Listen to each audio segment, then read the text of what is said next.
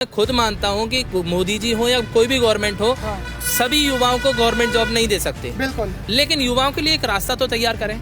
आज BCom, BSc या normal course BA करे हुआ कोई भी स्टूडेंट हो, आप मेरे को बताइए 10,000 की भी जॉब आपको उसको 100 में से 100% लाने के बाद 10,000 की आप जॉब दे सकते हो?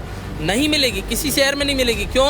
इतने सब कुछ करने के बाद भी तब भी नहीं मिलेगा। क्यों? उसका केवल एक ही कारण है, आपने एक रास्ता, एक विजन तैयार नहीं किया, एक परफेक्ट विजन हो।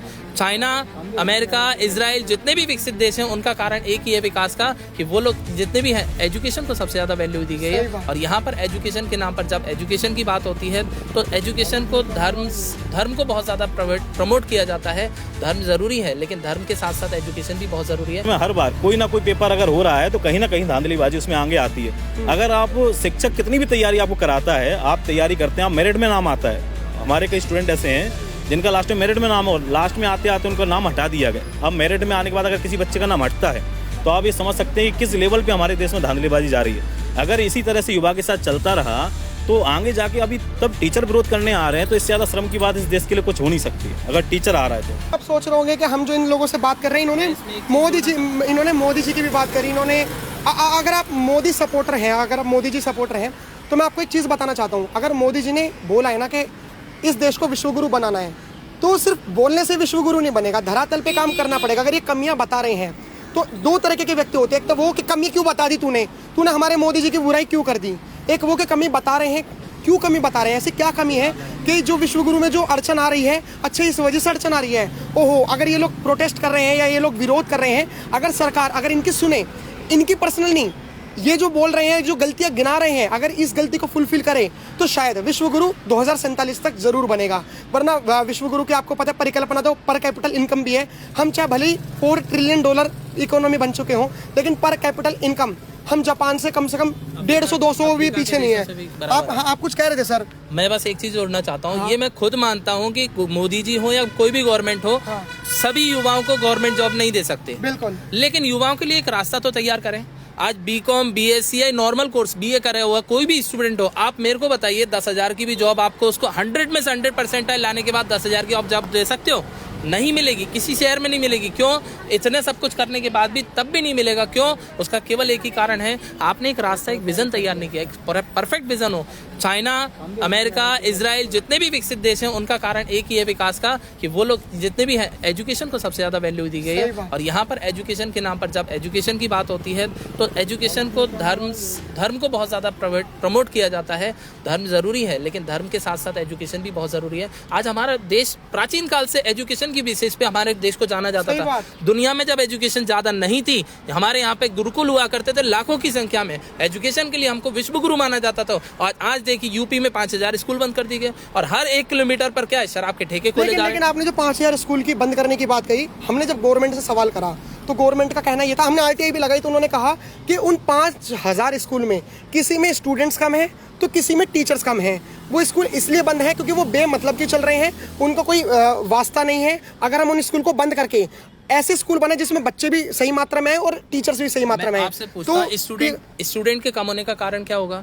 वहां पर बेहतर सुविधाएं, बेहतर एजुकेशन ना दे पाना, यही तो कारण हुआ होगा कि यहाँ पर जब गवर्नमेंट स्कूल में आप बेहतर सुविधाएं, आज प्राइवेट स्कूल फलते फूलते जा रहे हैं, हर गली मोहल्ले में प्राइवेट स्कूल खुलते जा रहे हैं। क्यों? केवल एक ही कारण कि गवर्नमेंट स्कूल में वो सुविधाएं, वो एजुकेशन, वो सारी बेसिक चीजें नहीं दी जा रही हैं। यही रीजन है कि प्राइवेट स्कूल पनपते जा रहे हैं। नहीं तो आप देखिए, आज गरीब की एजुकेशन अलग और अमीर की एजुकेशन अलग है। आज गरीब की अगर आप देखा जाए तो ABCD आज वही पैटर्न पे चलती जा रही पुराने तरीके से। और आप यही NCERT या अदर एग्जाम, ICSE बोर्ड के एग्जाम के उसमें बात करें तो शुरुआत जो होती है उसकी एजुकेशन अलग, उसकी किताबें अलग है और इसकी किताबें अलग है। ऐसा क्यों?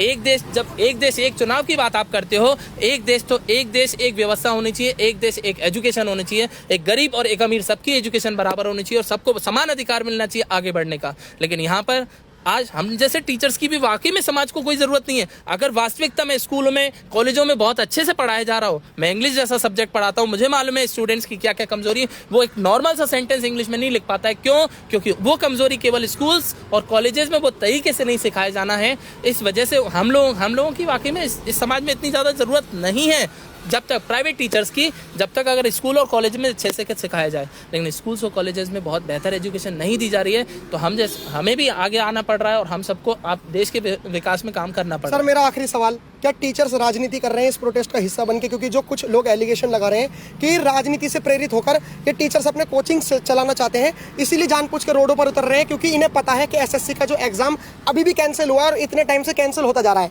तो जो एसएससी स्टूडेंट्स हैं वो उसको देखकर कि ये टीचर्स हमारे हक की लड़ाई लड़ रहे हैं, एक काम करो इन्हीं के कोचिंग में चले जाओ, हो सकता है कि इनकी गवर्नमेंट से बात हो रही हो, इनकी इनसे बात हो रही हो, तो ये टीचर्स राजनीति में आ रहे हो या अगर आपके गली मोहल्ले की कोई सड़क खराब हो जाती है तो आप सीधे मोदी जी के पास जाएंगे कि अपने गली के पार्षद के पास जाएंगे?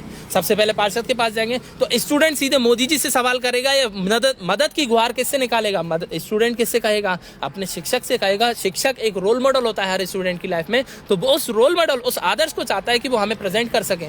अगर आपको लगता है ये पब्लिसिटी स्टंट है तो ये लाठियां खाना, इतना सब कुछ पहुंचना, ये सब चीजें टीचर्स का आप देखिए, ना खाने का ना पीने का कोई पता ठिकाना नहीं होता। केवल और केवल एक स्टूडेंट के लिए वो अपना जीवन समर्पित करता है। हमारी सोशल लाइफ खत्म होती है, हम कहीं भी आना जाना सब चीजें नहीं कर पाते हैं जितना एक अदर अधिकारी या कोई भी प्राइवेट जॉब वाला करता है, लेकिन केवल एक ही चीज़ के लिए कि युवाओं का भविष्य बन सके। लेकिन अगर उन्हीं युवाओं के भविष्य में दिक्कत आती है, उनको परेशानी का सामना करना पड़ता है, तो हम उसके लिए आवाज़ बनेंगे। और अगर आपको लगता है कि ये सब चीज़ें आपको लग रहा है कि ढोंग है, तो ढोंग ये भी है कि आप जितना भी न्यूज़ चैनल पर दिखा रहे हैं, बढ़ा चढ़ा कर दिखा रहे हैं, वो सब भी पाखंड और ढोंग की कैटेगरी में। कुछ स्टूडेंट शायद आप भी प्रोटेस्ट के लिए आए? हाँ बताइए आप ये जो एग्जाम को जो कैंसिल करा गया है, उन्होंने कहा कि कुछ स्टूडेंट्स तो जानबूझकर ऐसी बातें बोल रहे हैं जो राजनीति से प्रेरित है कि ये लैपटॉप नहीं चल रही, ये नहीं चल रही, सब चल रहा है जिनको टेंडर दिया है। नहीं, ये बिल्कुल गलत है। स्टूडेंट बिल्कुल सही बोल रहे हैं। यहाँ पे बहुत सारी परेशानियों को उन्हें झेलना पड़ता है हर टाइम, और यहाँ पे उनका सेंटर इतनी दूर एलोकेट कर दिया जाता है कि बच्चे पहुँच ही नहीं पाते हैं। और इन्होंने एक बिजनेस बना रखा है ये एग्ज़ाम को आज के टाइम पे। बस इन्हें अर्निंग प्रॉफिट से मतलब है, बच्चों के भविष्य से कोई मतलब नहीं है इन्हें। उसके बाद भी लास्ट में बच्चा तैयारी कर रहा है, लास्ट में ओवरेज हो जाता है, कहीं ना कहीं पेपर नहीं हो पाता, या पेपर होता है तो धांधलीबाजी बहुत ही अच्छे स्तर पे होती है, थोड़े स्तर पे नहीं, बहुत अच्छे स्तर पे होती है। जैसे कि हमारे क्षेत्र में हर बार कोई ना कोई पेपर अगर हो रहा है तो कहीं ना कहीं धांधलीबाजी उसमें आगे आती है। अगर आप शिक्षक कितनी भी तैयारी आपको कराता है, आप तैयारी करते हैं, आप मेरिट में नाम आता है। हमारे कई स्टूडेंट ऐसे हैं जिनका लास्ट में मेरिट में नाम हो, लास्ट में आते आते उनका नाम हटा दिया गया। अब मेरिट में आने के बाद अगर किसी बच्चे का नाम हटता है तो आप ये समझ सकते हैं कि किस लेवल पे हमारे देश में धांधलीबाजी जा रही है। अगर इसी तरह से युवा के साथ चलता रहा तो आगे जाके, अभी तब टीचर विरोध करने आ रहे हैं तो इससे ज़्यादा श्रम की बात इस देश के लिए कुछ हो नहीं सकती है अगर टीचर आ रहा है तो, क्योंकि टीचर एक अच्छे मतलब भविष्य का निर्माण कर रहा है एक बच्चे का। उसके बावजूद अगर कोई बच्चा आता है, कोई बहुत सारे पेरेंट्स वगैरह आते हैं तो समझ में आता है कि चलो ये आ रहे हैं विरोध करने, लेकिन अगर शिक्षक को आना पड़ रहा है इसका मतलब कि देश की स्थिति कहीं ना कहीं बहुत बुरी है। हम बहुत ही ज़्यादा टेक्नोलॉजी में बहुत ही ज़्यादा पीछे हैं। हम बहुत ही ज़्यादा बताते हैं कि हमने बहुत अच्छा कर लिया, कहीं कुछ नहीं कर पाए अभी भी। हमारे यहाँ पेपर हो रहा है, कंप्यूटर पेपर करा रहे हैं, बच्चा पेपर देते देते बीच में ही कंप्यूटर बंद हो जाता है, सर्वर डाउन हो जाते हैं, बच्चा वहाँ चिल्लाता रहता है, टीचर से बोलता रहता है। जो अच्छी तैयारी कर रहे हैं वो बच्चे चिल्लाते रहते हैं, कहते रहते हैं, उसके बावजूद भी उनके सुनने वाला कोई नहीं है। जो वहाँ पे फैकल्टी रहती है उनको ही पूर्ण रूप से ज्ञान नहीं होता किसी प्रकार का, ना उनको माउस का ज्ञान होता है, ना कीबोर्ड का ज्ञान होता है, वो बच्चे को क्लियर करा नहीं सकते। तो इसलिए ज़्यादा से ज़्यादा जो शिक्षक हैं वो 6 तारीख को आएँ और इस विरोध का हिस्सा बने, जिससे कि देश और आगे बढ़ सके। अगर इसी तरह से चलता रहा तो ये विश्वास मानिए आप कि आगे चल के युवा पूर्ण रूप से बेरोजगारी की कगार पे है और आगे कोई युवा इस हिसाब से तैयारी नहीं कर पाएगा। इसलिए मेरा सभी छात्रों से और सभी टीचरों से देश के ये चाहता हूँ कि ज़्यादा से ज़्यादा लोग आएँ और इस प्रोटेस्ट का हिस्सा बने।